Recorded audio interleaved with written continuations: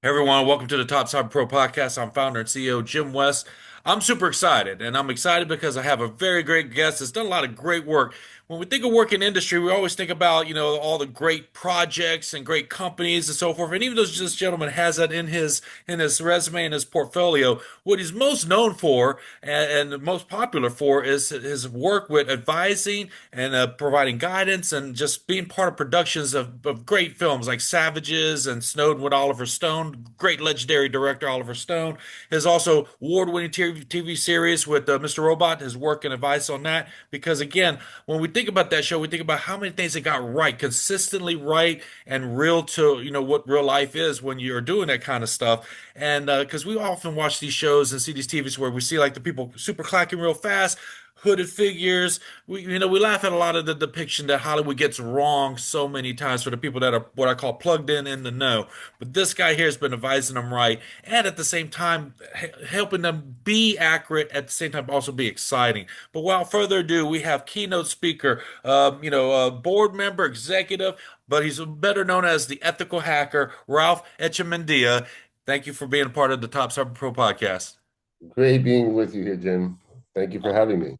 Well, we got a lot to unpack here, so let's get right down to what most people definitely always want to hear about. And I'm sure you've done a lot of appearances on the news. I mean, you've been on almost every channel there is. You've been, I guess there's a long list here, but Fox News, CNN, Forbes, you name it, you've been there. You've also worked with us, all the top businesses in the world: NASA, Microsoft, IBM, Intel. We could spend a whole hour on everybody you've worked with, consulted with, touched, etc. But let's get right down to it. Oliver Stone, man, legendary director. Let's talk about that. Is there some stories Yeah, around working with those productions? quite an interesting character. Good dude. We are still friends to this day. Having worked with him initially on Savages, and then Snowden, which that was quite a thing because we worked on Savages, and there was just parts of in Savages that you have sort of these hacker kind of scenes, right? But there were small pieces really in Savages. But then we were hanging out quite a bit after that, even because he wanted to do something in this space. He was looking at Julian Assange. Um, at the time, that was kind of the only thing that was out there that he was kind of evaluating. But I believe, Disney was doing something already, and Snowden hadn't happened yet. Hmm. But so right after Savages, I actually brought him out to DEF CON, and he brought a team with him, his producer, a writer, a couple of other producers, his assistant, and, showed him what DEF CON was all about and put a bunch of people together uh, in a room from across the entire gambit of the hacking community and cybersecurity community. Again, this was DEF CON, not Black Hat. So Big they were distinction. very interesting. Yeah, very, very interesting conversations. Quite a paradox of people in the room for those conversations. And again, keep in mind that Snowden hadn't happened yet. In fact, we also, even before that, we met with Bill Binney, one of the original NSA whistleblowers. And and so he was looking for what he wanted to do, right? He was looking for that next film that he wanted to do. And it had to do with these issues, right? Because, Oliver is controversial and Mhm. politically charged in some way. Um, so then, a little time after that, tell you one of the cool stories about that was in that room. There was a couple of funny incidents. Funny incidents that happened. Um, like that one just fell Yeah, off the wall there.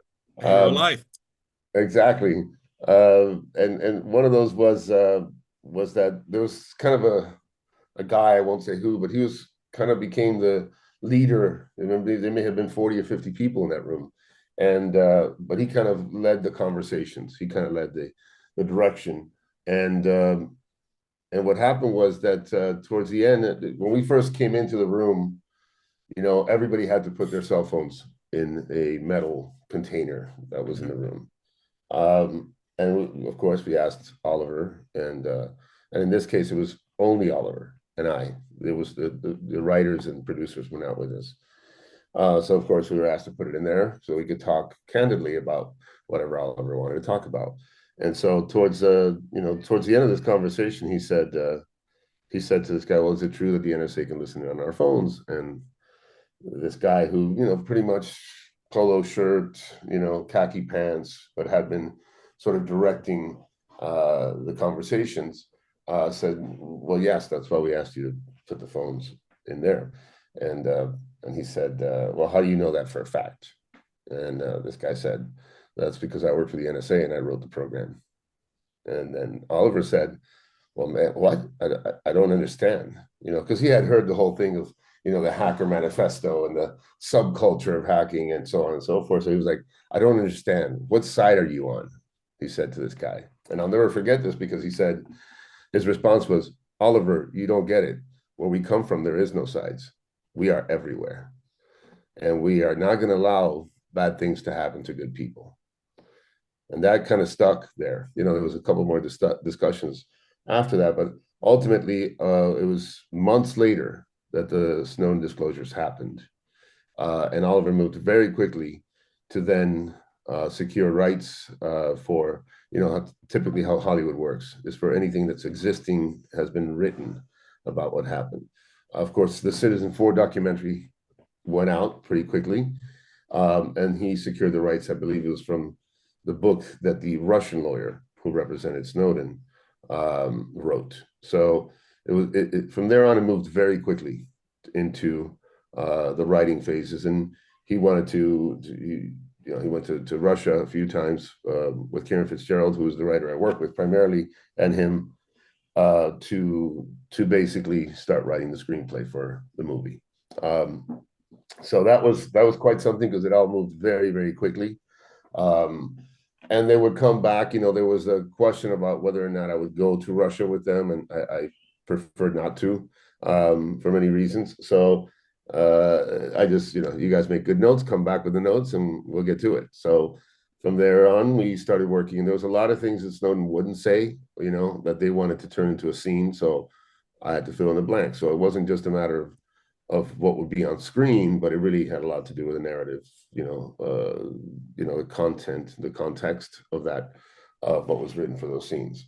So it was quite a process. And then going into pre-production, not only was I involved on very closely with him, with Oliver and Kieran, the writer, but also pretty much every pre-production meeting, whether it was wardrobe department or production design, I had to be with Oliver because this was a world that he really didn't fully understand. Right, he had a lot of questions around. So it was quite interesting. It was filmmaking. I thought filmmaking 101 was savages. This was filmmaking in its entirety. I had to deal with every aspect of it, and I couldn't go too far off a set, or Oliver would know. He would feel it. Yeah.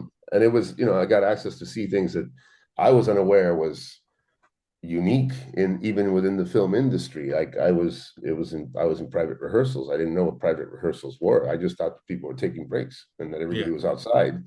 And I'd be called in. Oliver needs you. I get into the set, and it would just be the actors, Oliver and myself. And I didn't know that was special.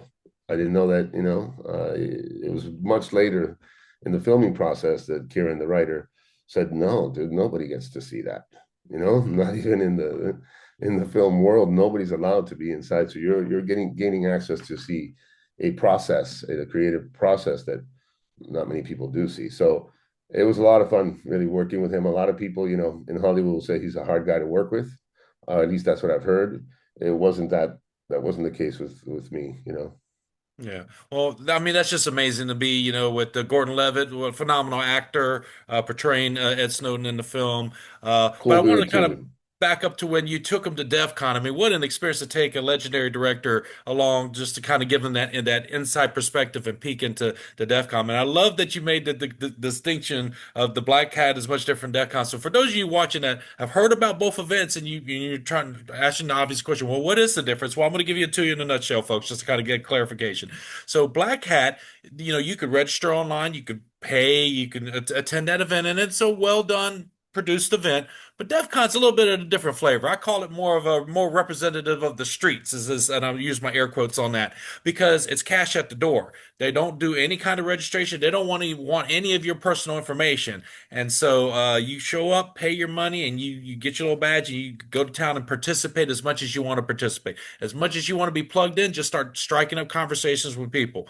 It's a little bit of much different flavor, but the reason why DEF CON gets a lot of what I call the street cred is because it's by hackers for the hacker community, but they welcome anyone that wants to show up and learn and just have discussions. And so it's a whole different vibe than like a Black Hat. Black Hat is kind of very manufactured, would be the delicate word I'd use. Whereas DEF CON, there's some bleeding edge stuff that's being talked about and stuff that has not, you usually see the YouTube videos or hear people talking about the things that they've seen at DEF CON, and you get a lot more, what's the word, more viral moments are coming out of DEF CON than you would any other conference of that type. So I'll leave it there. But back to that wonderful, great story that you shared with us, and thank you for that.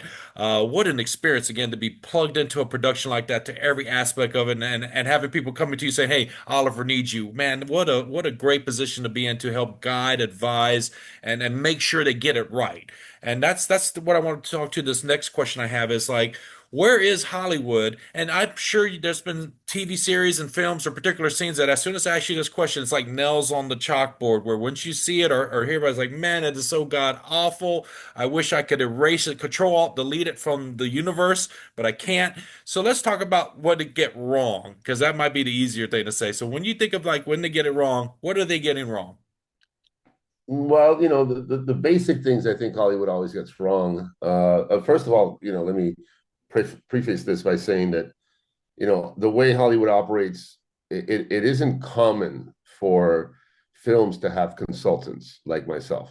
That's a very uncommon thing, and it's a decision usually made by a director, Hmm. or the writing. If it's for a TV series, then it's more of the writing team, what they call the writer's room, Yeah. or the showrunner. Um, but so it's not typical. So these things are, keep in mind that there's nobody really telling them, no, that's not how it works, or that's not what it looks like. The most typical things are the fast typing thing. That's the first. Everything's ta, ta, ta, ta, ta, ta, ta, ta. The access denied everywhere. The This is big very common. Yeah, just access denied. The visual style. That the funny thing about it is that some of that has become sort of, you know, like the movie Hackers that we would laugh at, but we love it too, Yeah. right? So, the visual style of using 3D cubes and green code and, that sort of thing is very typical of the movie trope when it comes to We're Hollywood. talking about you, Swordfish, but we love you, Hugh Jackman. Yeah, well, that's a uh, the lone wolf in the hoodie. Of course, we all wear hoodies, which Yeah. I always have to think to myself, why would you wear a hoodie if you're in front of a computer? It's not like you're physically out and about or anything. So, and it's always a lone wolf. It's Mhm. always tends to be that lone wolf, which is not the case in many times. It tends to be a group of people. Um, oftentimes too, the other thing is they tend to miss out on what really is cinematic, which is more of the human element, the social engineering type of things. They tend to not really touch on that as much as they should, because that's truly where, from a storytelling perspective, where there's actual meat on the bones. It's not very interesting to just show a screen and you typing into a screen. It's not very cinematic, really.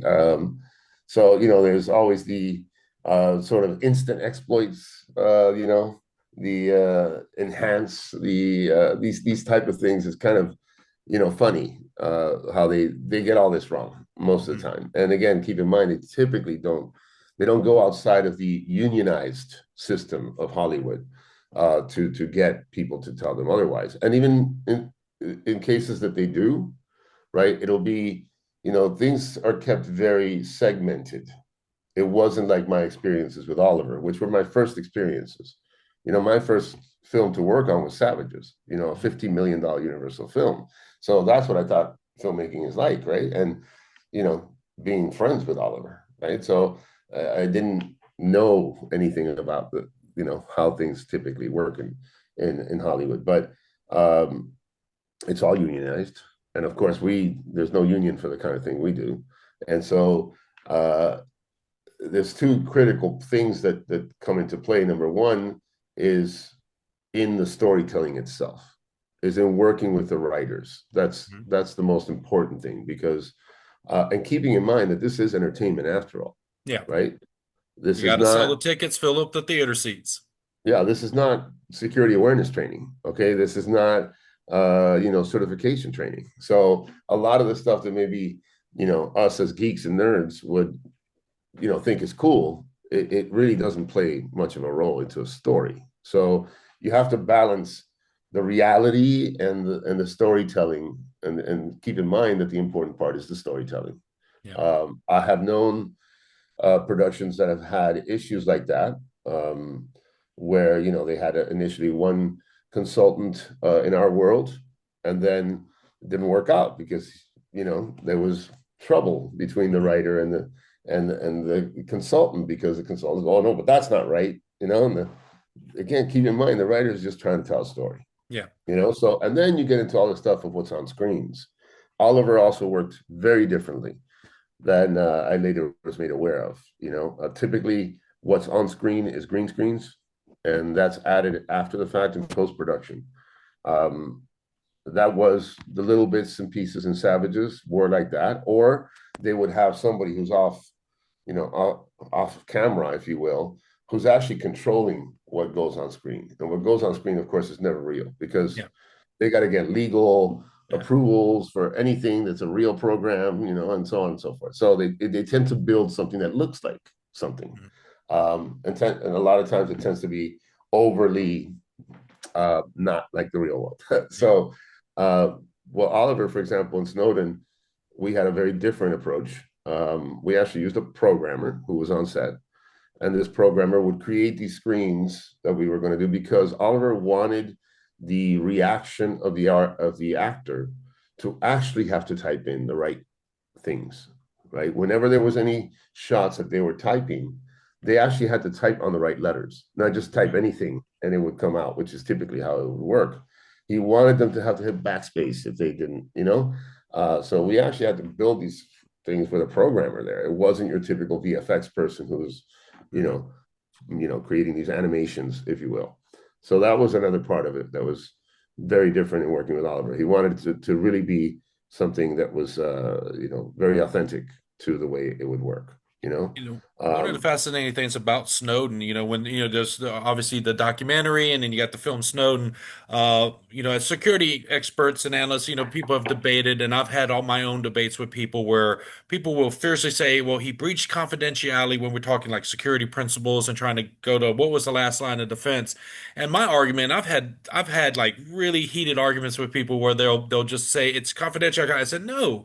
It was access creep because, there's a scene, I believe, in the film where he's brought into a room, said, now we're going to assign you to this new program. And then they kept moving him into other bigger projects because he obviously demonstrated skill and talent that they quickly recognized. And a lot of leaders and managers and directors aren't really that savvy. So when they see talent, they're like, okay, this is the guy that's going to help me get my next promotion, get me my yep, visibility in the exactly. ethos. And so it was access creep. He just accumulated access across all these multiple programs to where he was able to eventually, exfil data. And again, we could debate all the different ways he exfilled data, but the core thing I tell people with is that when he was able to move the data off the network, and of course, since then, the biggest solution that the industry has tried to come up with to try to solve that problem is data loss prevention, DLP. But that's a whole nother topic we could dive down on another time Yep, yep, because yep, there's all kinds of downsides to that. But the core thing that I always talk to people about is he did still, as a whistleblower, brought up privacy, as you mentioned earlier, with people putting devices into like a Faraday cage or a device or yep, container. We have to have those discussions. And it's interesting that there was some protests and there was some online uproar about privacy, but largely most Americans didn't care. And I find that more frightening than anything is that back then I was very vocal about being, pro individual, pro privacy. Even though I work in the defense community and I work with the as a defense contractor and I do a lot of support for the military, etc. But I'm still, as an individual, as a professional, I am very concerned about our privacy, as individuals, right? And so, as an American citizen, I believe we should have, rights to disclosure, transparency, etc. But like I said, there's a lot of folks that have that mantra of, well, I'm not doing anything wrong, so I have nothing to hide. And then I quickly Yeah. say, well, do you have curtains? Do you have shades? Blinds on your Yeah. windows? Do you have a privacy fence? Once you start really asking the real questions, then people do care about privacy, but on the surface, their immediate response is, well, I'm not doing nothing wrong. But it's that Right. old saying, a cop can sit on a street corner and find multiple violations if he's really looking for it, because there's a lot of Yeah. laws that we all are not aware of, and even our own cities and states. But the point of privacy that I think I was just really shocked to see that not a large majority of Americans were upset about this. And to continue on even to today, we have the whole Epstein files debacle, which that's another discussion. That's a powder keg politically. Yeah. But here's Indeed. the thing. Recently, they just said UFOs are real and did all this data dumps of files, right? And yet the world didn't lose its mind yet. And so it's really shocking to me how these revelations, these things can come out to the public's eye, and how the majority of people, and in this case with Snowden privacy, most people didn't care. Did you find that also shocking yourself? I did. I find that quite shocking. In fact, it's funny. My daughter is a songwriter, an artist, and I don't know if you've seen it, but I did this TED talk in Miami a couple of years back, and actually I did this a couple of years prior. Was the original time I was doing a talk at Money 2020, which is a big financial technology conference out here in Europe, and I flew her out and I said, "You're going to write a song. I'm going to close you out. I'm going to close out my keynote with you singing a song." And she was like, Awesome. "A song about what?" I said, "Well, I'm kind of one of the things I'm talking about is privacy. So I want you to write a song about privacy." And we had about a 5 to 10 minute talk about privacy, uh, which there wasn't a lot of meat there. It's a very hard thing to really kind of Hmm. what you said, which is, "Oh, I have nothing to hide, so why should I care?" And it's so funny that we can talk about this, in a 15, 20 minute keynote, with a lot of different words. And what she came up was if you say you have nothing to hide, then I guess you wouldn't mind if I let myself inside. Mm. Now, when you say that to somebody, you'll see that they care if you let Yeah. them yourself inside, you know? So privacy is a very interesting issue, right? It's one that I've been doing a lot of research on. I'll give you a little tease here, but I'm in the process of finalizing my first book, which is called Trust. Um, it's called Trust Inside the Human Operating System. And and then when I got inspired to do this, I'm already thinking about the next thing, which is the next book is identity, and then the final book is privacy, right? That's kind of the idea of where I'm going with this. And the reason is because privacy is the hardest one to really kind of explain in any way, because the truth is that in my research, I found that privacy as we understand it today uh, didn't really exist 200 years ago No. at all. That word, the concept that we're talking about here didn't even exist. I mean, down to, I always make the analogy to the physical world.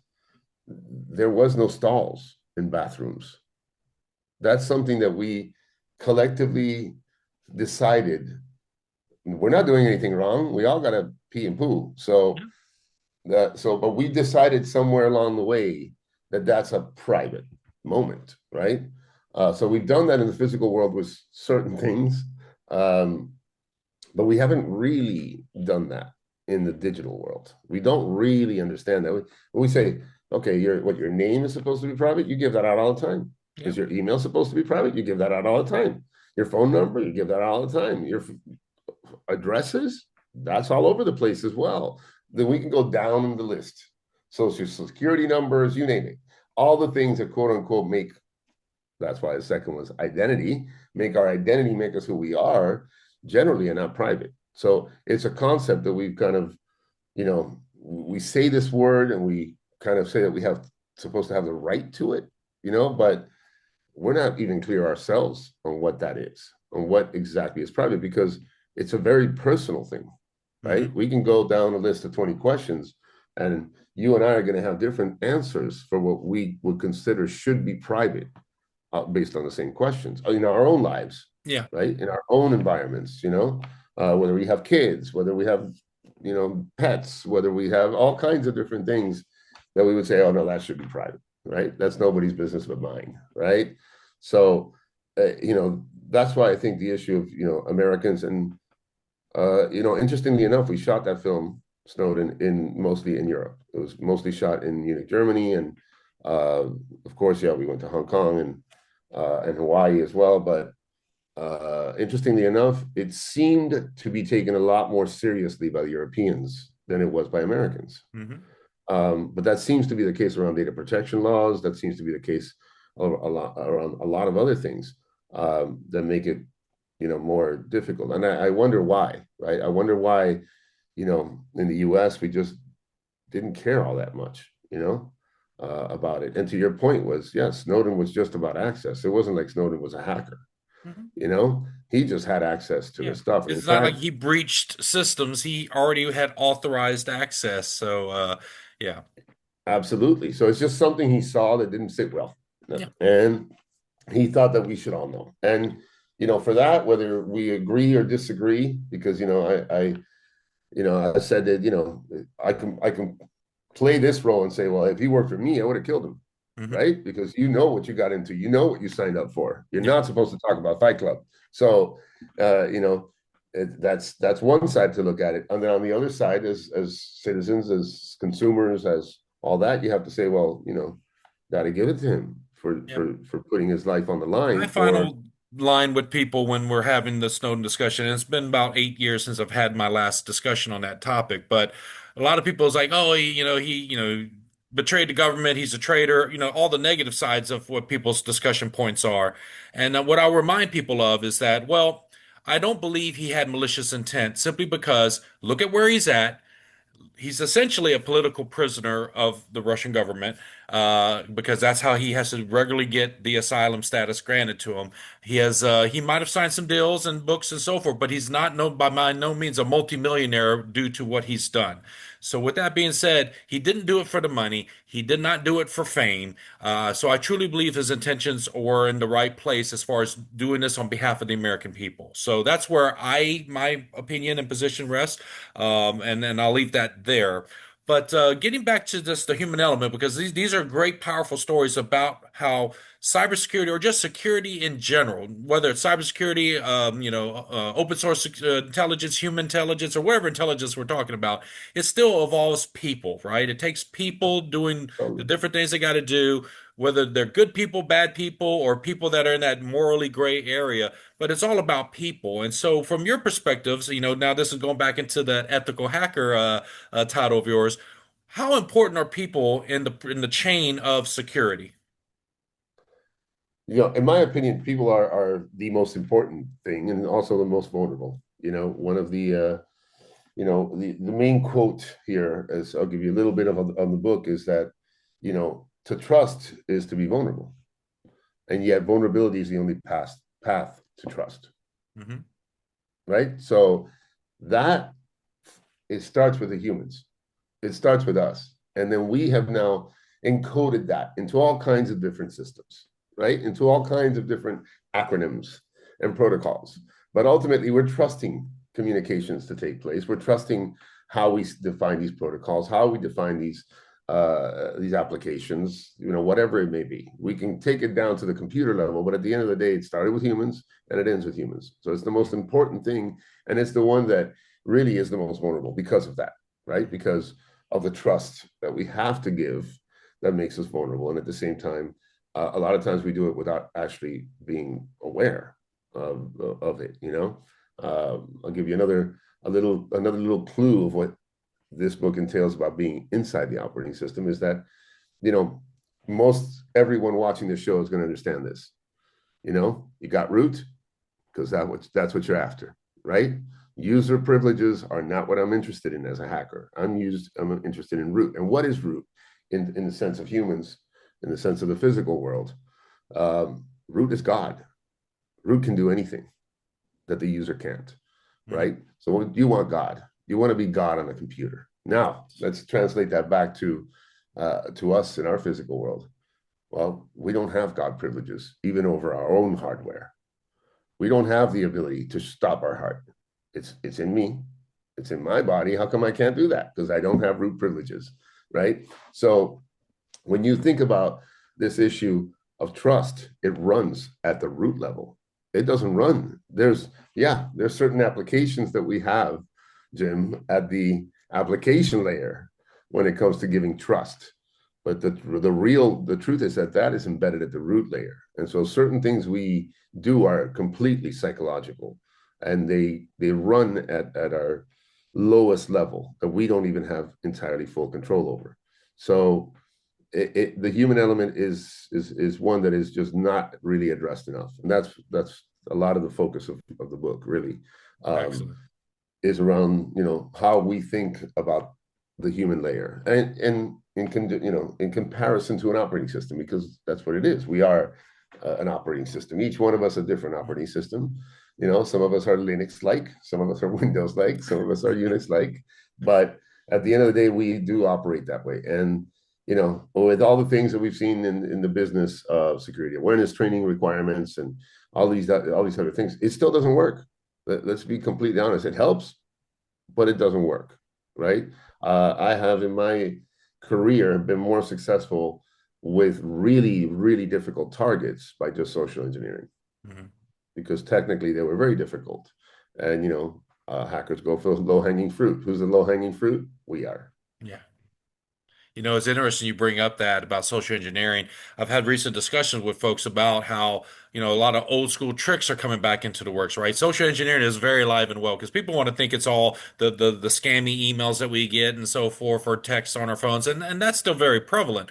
But like a few years ago, MGM, they had their hack through LinkedIn where people were reaching out to admins and privileged level access users and compromise them with just basic social engineering, right? It wasn't this Ocean's 11 style group of people, infiltrating the organization. It was simply social engineering, which is still alive and well. It affects everybody from the receptionist to the boardroom and everybody in between.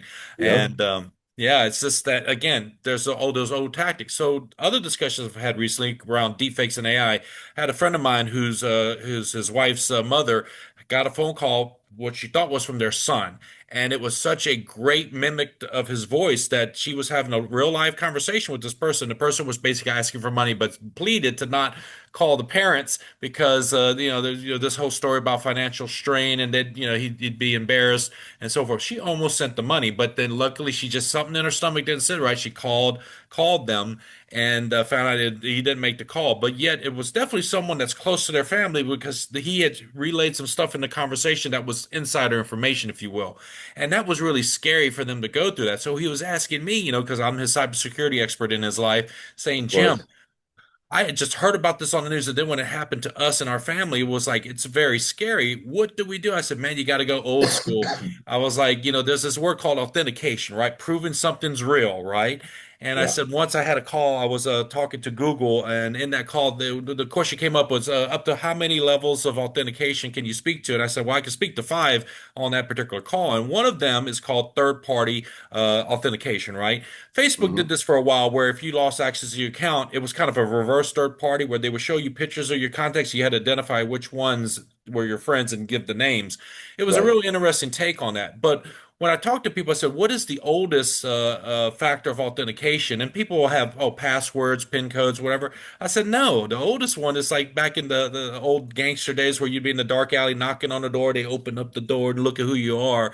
And, if they recognize you're someone vouched for, you'd be like, oh, yeah, Tony vouched for this guy. Come on in. So third party Yeah. authentication was one of the most earliest. Now, you can also argue that the code word or password was also just as old because people have to give the code word to get in the room, right? Right. But more Right. often than not, it started with who vouched for you, who already said, "All right, I've vetted this guy. He's good. He's part of the group. He's part of the Yeah, circle." But it was interesting how that element that today, when we're coming into a world of deep fakes and AI is getting sharper and faster day by day. And so, regardless of where people are at, where people think that eventually we're going to have Terminator, James Cameron wrote a whole film franchise to warn us about the dangers of AI, and we're not listening, obviously. But wherever on the spectrum you believe AI is going to lead us to, whether to our doom and destruction or it's going to make life, a paradise for everybody, wherever in between that may be, the point is we're seeing these attacks on the rise, where people are using likenesses of people and so forth, whether to spread misinformation or in some cases, like my friend's case, try to extort money and cause financial damage. So with that being said, I've advised him to use like a shared key, if you will, with his son. And I said not just one, but two words at a minimum. One word to authenticate that he is who he is, meaning that if any family member, close family members would know this word, so that when he would say the word in hopefully natural conversation. This is why you got to tabletop this stuff with your kids, folks. Uh, yeah. but to have a word that will let you know it is him. And then another word to indicate under duress or in danger.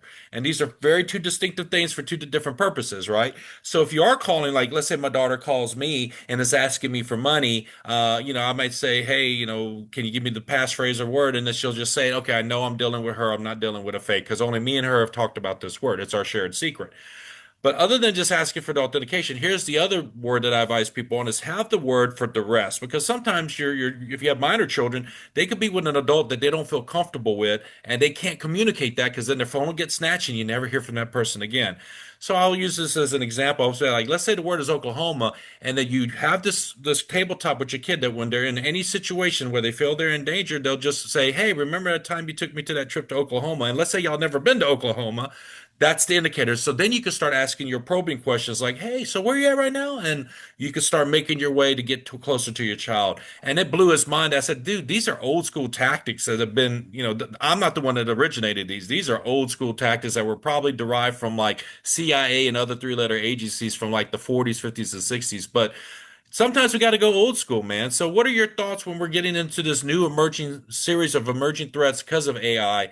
What's some guidance and perspective that you can offer us? I think that's what you just explained. Really, for everyone out there listening to this, is really take that down. That's a very, very good way to go about this because I can tell you that I have personally already dealt with cases in financial sectors, in healthcare sectors, and in film and in the entertainment industry, where basically social engineering was used to make things happen that should not have happened. In one case, it actually cost the director his film. Um, Hmm. in another case, it was just $50,000 or $150,000. But in some of the recent cases that I've handled that have to do with financial fraud, I mean, we're talking much larger numbers and very advanced use of AI, both video and audio, where really it'd be very hard to you know to realize that that's not the real person. So what you just described is a very simple way to make any of these attacks not work. It's a matter of to your point about this I'm seeing all kinds of crazy things happening with AI, right? And Yeah. yeah, forget all the you know exploit stuff, all of the technical things that we can do with which is mind-boggling, things that would take us weeks before Oh yeah. is happening in minutes, much less writing a report that used to take us a week and is now written in Seconds. seconds. So that stuff is all very cool, right? And even the use of AI against, in the defensive posture. But when it comes to social engineering, AI just opens up a whole new can of worms, right? These are things that before setting up a site to look like it's a bank or setting up in a matter of seconds now, right? And not only that, but agents who can answer the phones, who could do everything could be completely automated, and it's learning. What I've said before. Recently, I did a keynote at the Singapore FinTech Festival, and I said, what AI is doing is it's learning to weaponize the weakest link, which is us, Yeah. right? So, it's a very interesting time, and to your point about like Terminator, uh, I'll tell you a little story which I think is very relevant and kind of blew my mind, to have this conversation. I was involved with something called the Science and Entertainment Exchange, which is part of the National Academy of Sciences in Washington, D.C. And they have an office in Los Angeles, which is for this Science and Entertainment Exchange. And I was kind of confused about what that is. They reached out to me and said, we've got this project we want to do. We're going to take three filmmakers and we're going to pair them with three scientists. You're one of the scientists.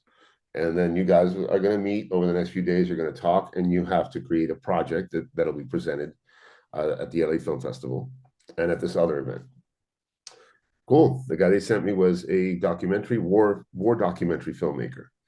Um, and we started talking, and long story short, one of the things we talked about was that there was this woman who kept coming to him about making sort of a reality or a documentary about her because she swore that she had an implant and that she was being controlled through this implant. Of course, I said, "You think she's crazy?" He said, "Probably or maybe, but it's a good notion. Let's go on that because that already exists. Okay, there is implants uh, being currently used in situations with people with PTSD Hmm. and such, right? So we went with that. We said in the near future what would happen, and we came up with this whole idea and script, and it was a short 7 minute, 8 minute film. Then we had to go and show the film, which we did, and then there would be I did a little 15 minute, sort of keynote before the film. We showed the film afterwards. There was a Q&A with the directors, and then we went to an after party at the Grammy Museum in Los Angeles. And at the party, this older gentleman and his wife came up to me and said, "I really enjoyed your presentation. Really enjoyed the project. My name is so and so, and I am the founder of the Science and Entertainment Exchange." And I said, "Wow, Ah, great to meet you." Because I have a question. Why? Like, I don't quite understand this Science and Entertainment Exchange thing. And he said, "Well, you see, in the 80s, my daughter was basically diagnosed with a very bad disease that would kill her. And uh, at the time, there was nothing. Luckily, I had the means to get her the best doctors and the best scientists. And at the end of the day, there was nothing that could be done without stem cell research. And stem cell research was banned by the US government mhm. at that time." And I was like, "Well, that's certainly not the answer I expected to hear." Um, so he goes on and says, "I try to connect these scientists and doctors, to Washington so that they would allow for some research to be done to save my daughter, but they wouldn't even bother answering their calls. But you know whose call they would answer?" And I said, "Whose?" And he goes, "Mine."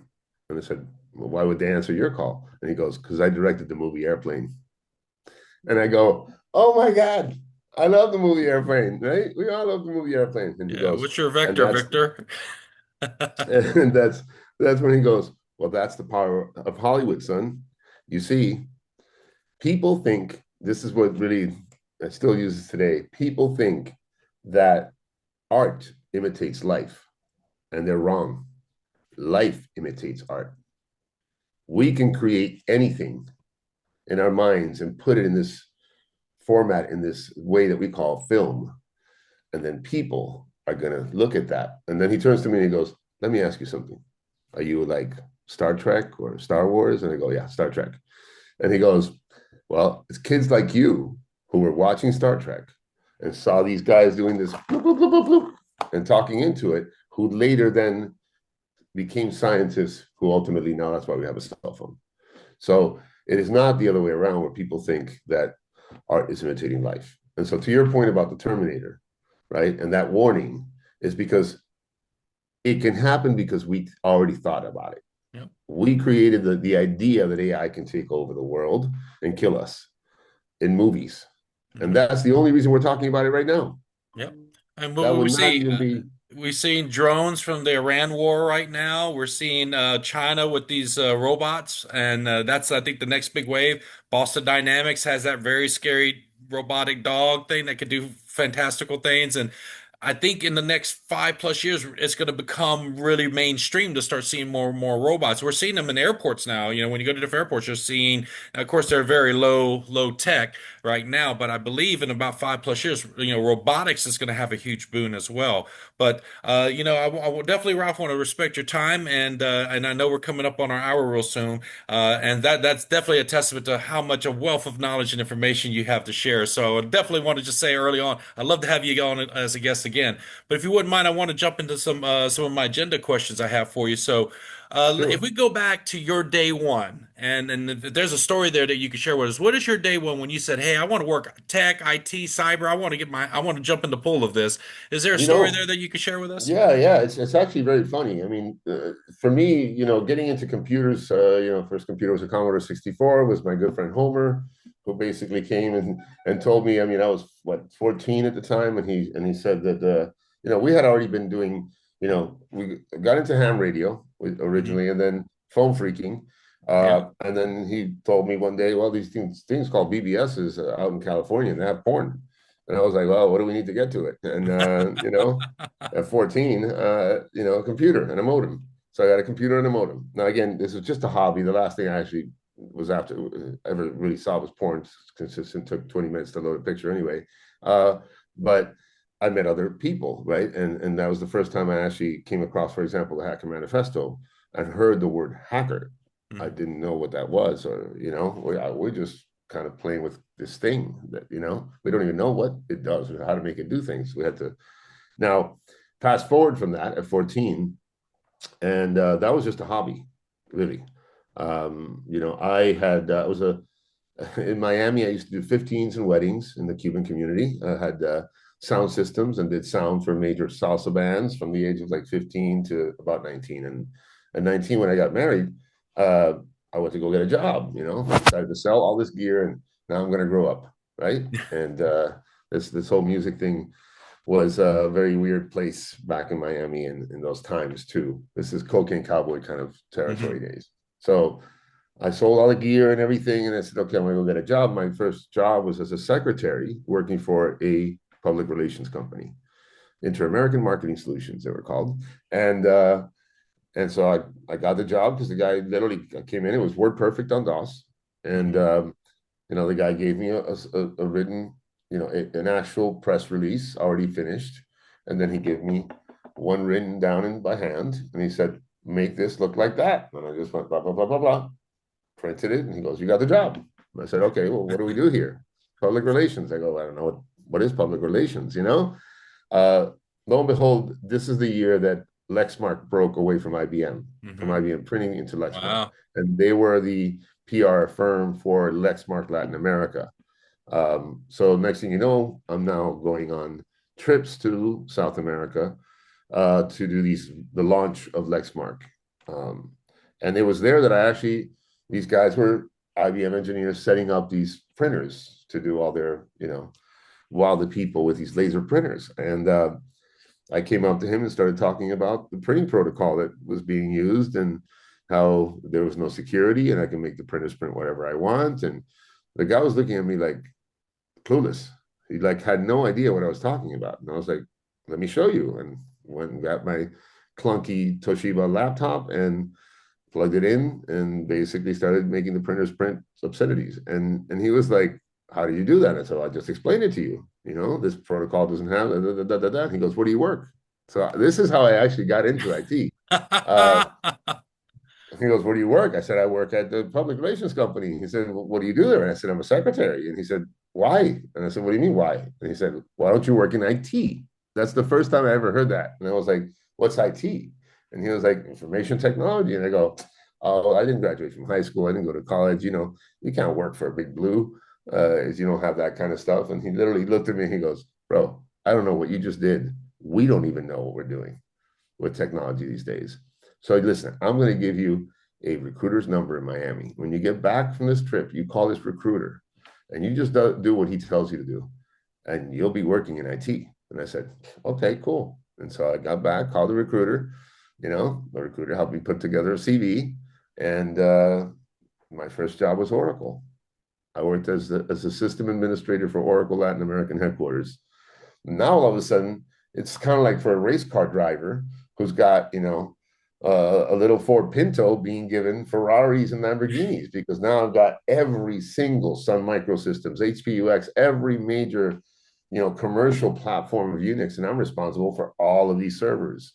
And it was there that I basically started to, again, same hacker kind of mindset was, how can I shouldn't be able to get access to source code of Oracle Hmm. software, and yet I can. And so I would talk about it. But even then, security didn't exist. The Yeah. word cybersecurity didn't It was an exist, after. It wasn't even a thought yet. So. not even close. So it was there that I basically started at Oracle. Again, I didn't even know what Oracle was. I literally walked into the place at Oracle. Wow, we have an entire floor of this place. Look at this conference room. What do we do here? And they were like, databases. I go, databases. Interesting. I had no idea that what the size of Oracle was. So that's how I got into it. Security came a bit later, few jobs down the road. I ended up working for Miami Children's Hospital as and deploying the first ever medical charting system in the world. The only other people who had a digital medical charting system was NASA at the time. Hmm. Um, and I deployed this system. Um, I figured it all out. It was Unix based, with Windows emulation, and I figured it out before I went to training. And so when I ended up going to training, and of course this is my end users were doctors and nurses. So this is a world I know nothing about, and I have to go to these meetings and ask questions about workflow in healthcare. One of those things was modification of a medical record uh, after a discharge is not supposed to happen. So this is how actually the first time security came up was I said, no, that's not true. I can change the date. I can make changes in the database after a discharge. And they were like, no. Motorola was the owner of the software at the time. And they were like, no, no, no, that can't be. They look, contracts. And I was like, no, no, let me show you. Pick a patient that's been discharged. I'll do the simplest thing I can do. Is he alive or dead? No, he's dead. Okay. They freaked out. Okay. As they should. And they sent me to, Motorola's healthcare headquarters, which was in Tempe, Arizona, I remember. And this was the times where, again, security was not even a word. So uh, what I knew from the hacking community of whether it was responsible disclosure, to use responsible disclosure. So I wasn't going to tell them exactly what I did or how I did it, right? I was going to lead them in the direction so that they, because I tell them exactly how I did it, they're going to fix just that path. That doesn't Hmm. mean they're really fixing the issue. So, man, it was not a pretty situation. I have people screaming at me. I'm not going to tell you those details. And it took 2 weeks for them to really figure it out and fix the Hmm. real problem. When I came back, I was called into the boardroom and said, we've decided to change your title from point of care system administrator to security officer. And I said, security officer? Well, isn't that the same title of the guy at the door in the uniform? He's like, well, yes, but you're security officer of the IT department. The IT And I department. said, oh, the IT department. Do I get a raise? And they're like, yes. I said, great. Do I get a uniform and a gun? And they're like, nope. Not quite.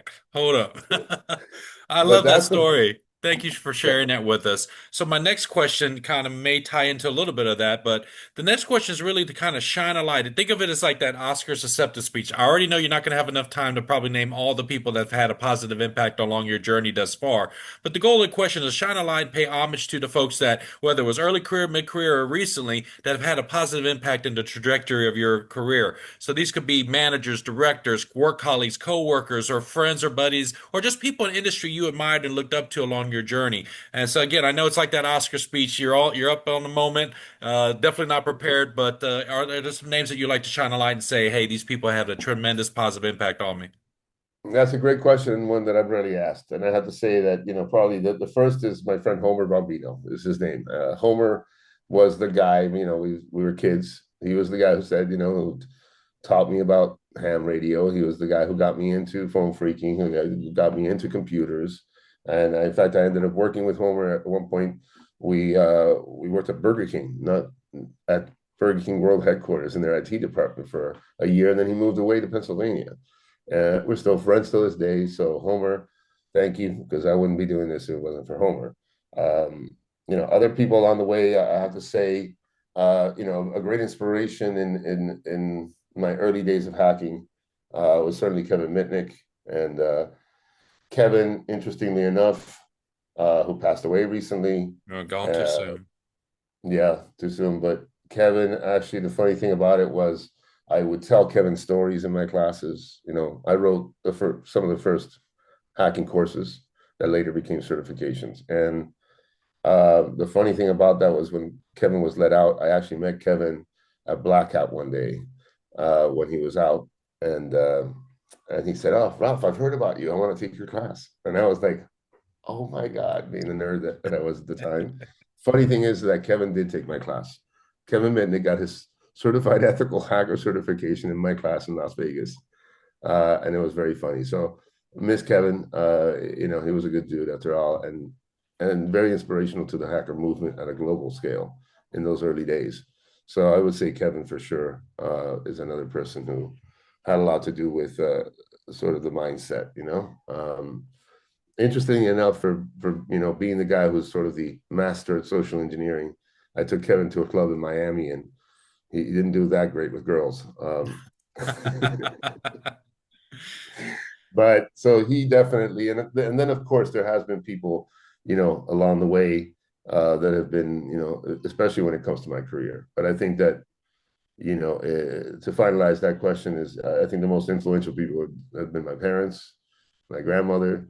When you talk about the ethical hacker uh, and how that word comes up, and for me to even get sort of comfortable with that, because that wasn't really, I didn't choose to call myself that. Um, that actually came from a classroom, one of these classes that a journalist was sitting in very early on in my career. And somebody asked, "Oh, so I can hack my girlfriend with this tool?" And I said, "Listen, I'm not here to teach you intent. I'm here to teach you the tools. I don't recommend you hack anyone who you know. That's my number one rule.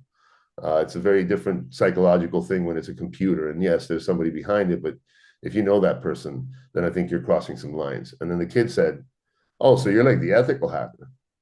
Well, that journalist wrote that down, wrote a story, and unbeknownst to me, that story was a Reuters story that basically got picked up all over the place.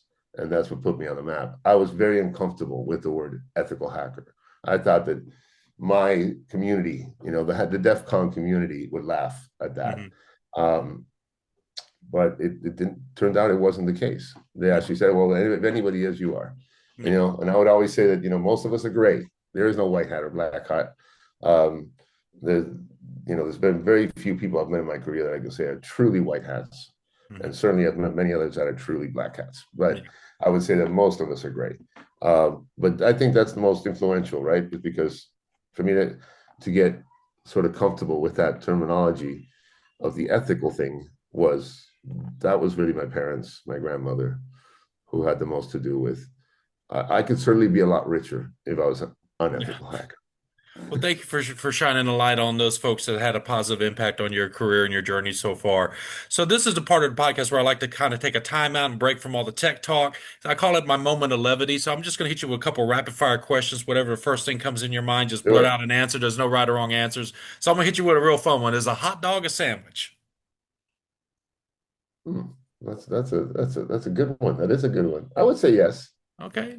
Ralph says it's a sandwich. It's a sandwich for right I now on this mean, podcast. So yeah. keeping up with the food, cake or pie?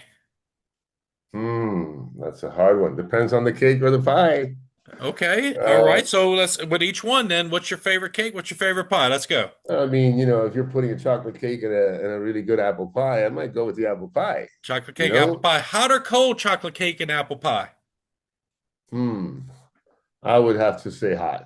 Hot on both. All right. Now this one's going to split every room, and you actually mentioned it earlier when your conversation with the IBM guy. But Star Wars or Star Trek? We already know the answer, I think here. I'm a total Trekkie, dude. This is Total Trekkie. Trekkie. Which Yeah. part of the Trekkie universe, like which cast, is your all-time favorite? I'm a hardcore Trekkie. So I mean, the very first, The OG. to me was the OG is the OG, always will be the OG. Obviously, the next generation. Okay. It's sort of, So who's the it's sort best of, captain though? I mean, that's the crew, but who's the best captain? oh, that's a hard one, man. Uh, I'm gonna go with Picard. I love Picard. Picard, all right. The man, the myth, Yeah. the legend, Picard. All right. So, Yeah. getting back into what is up next? I mean, you already dropped that you're working on a series of books, which is super exciting. And definitely when those get released or you're close to release them, please reach back out to me. I'd love to have you back on to talk just about the books. Absolutely. But Love to. what's the rest of your 2026 look like? What are some events, conferences you're going to attend, speak at? What are some other things that are? What are your milestones and things you're looking to knock out this year? I'm kind of, I've always been, all over the place as far as doing a lot of different things. On the security side, I am in the process of, the new thing. I am working on a new company. That's all I will say.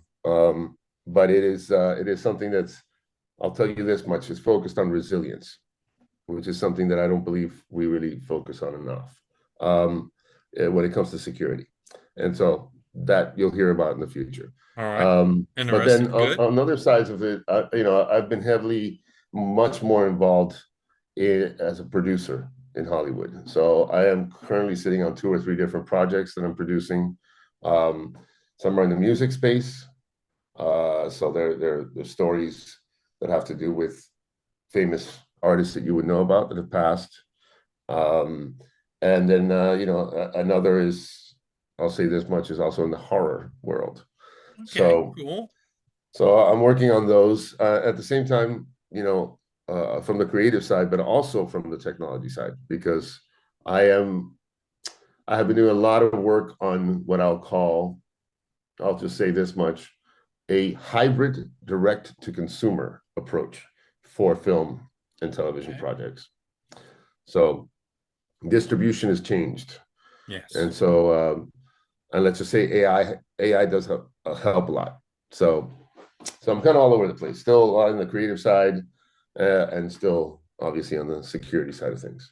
Okay. And then this last question is real focused on, I know you're super busy with all the different productions and projects, a new company, writing some books. I mean, man, I don't know how you fit all that into your busy day. But a lot of us professionals, we do try to make some time, whether we give of our time, energy, or our own money to support nonprofits, charities, volunteer organizations that are doing positive, great work in the world. So the goal of this question, is there a such group that fits that bill that's doing positive work in the world that you'd like to shine a light on their mission and what they're doing?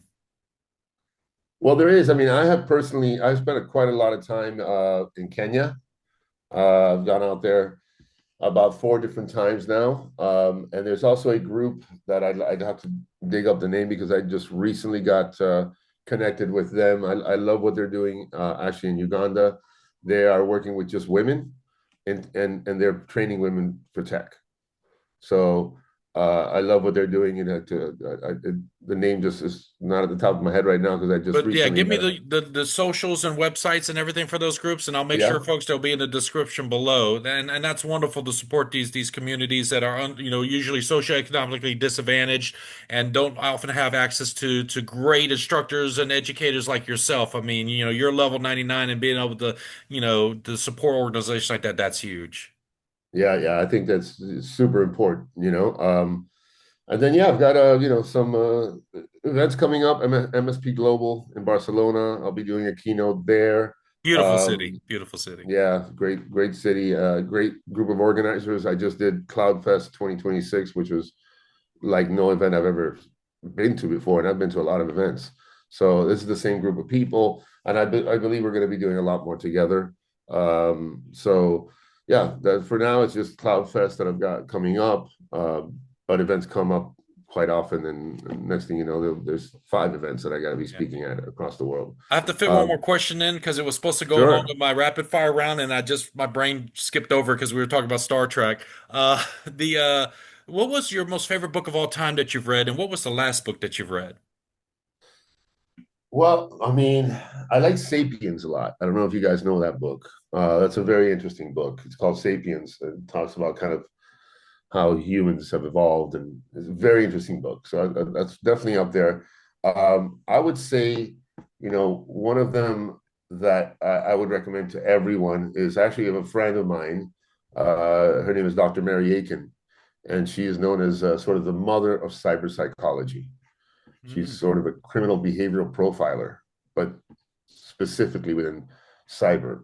And I'm not mentioning this book only because I'm actually mentioned in it, but it's called The Cyber Effect. A mm. pioneering cyber psychologist explains how human behavior changes online. And Wow. that's a very interesting book, and I highly recommend it for people in our industry because I don't think they really understand as well the difference that the moment we get on the keyboard, our psychology changes. Most definitely, especially when we think we have anonymity. So, yeah, definitely changes. Well, Yeah. this final question was not in the agenda, folks. So, this is going to probably put Ralph a little bit on the spot, but I think he'll be all right. For all my guests this season, I'm giving you the final word. And when I say the final word, you don't have to talk about cyber tech. It could be non-job related. It could be about your favorite recipe, your favorite cuisine in the world, favorite color of the rainbow, whatever under the sun you like to talk about. The final word is yours. Huh. Well, I would, the final word I think is trust, right? Trust is the word. I always try to, that's one of the things I think we use a lot of words, and that's I think the most important word that we all need to learn more about is ourselves. Do how much we trust ourselves, how much we trust our computers, the people around us, our friends, family, all of that. I think that is the final word: is learn more about trust. Well said. Well, thank you so much, Ralph, for being part of the Top Cyber Pro podcast. Thank you so much for having me. I look forward to the next time. Definitely.